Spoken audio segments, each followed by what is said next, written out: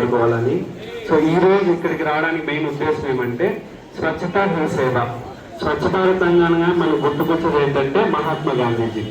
మహాత్మా గాంధీ గారి జన్మదినానికి ట్రిబ్యూట్గా ఈసారి కొత్త థీమ్తో మన సెంట్రల్ గవర్నమెంట్ ముందుకు వచ్చిందనమాట. స్వచ్ఛతా హీ సేవ.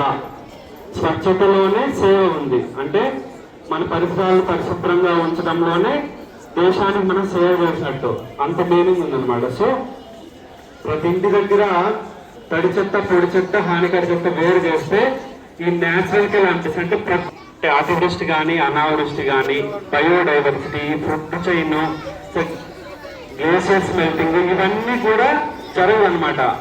ఇవన్నీ జరగకుండా ఉండాలంటే మనం ప్రతిరోజు మన అమ్మ నాన్న చదువుకోలేదు కదా, మనం చదువుకుంటే చాలు ఆటోమేటిక్ గా పర్యావరణము, ఎన్విరాన్మెంట్ అంతా కూడా సెపరేట్ అయ్యి సమయానికి వర్షాలు పడి అన్ని మంచిగా జరుగుతాయి. అతివృష్టి అనావృష్టి రాకుండా మొన్న కేరళలో కూడా ఫ్లడ్స్ వచ్చినాయి, మన విజయవాడలో కూడా ఫ్లడ్స్ వచ్చినాయి. అవంతా ఎవరు చేసినారు?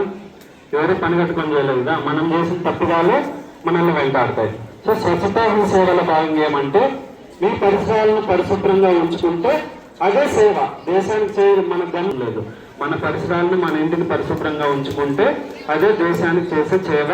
అదే మన మహాత్మా గాంధీ గారికి ఇచ్చే మన ట్రిబ్యూట్, ఘనం ఇవ్వాలి అదే. సో థ్యాంక్ యూ అవకాశం ఇచ్చినట్టు.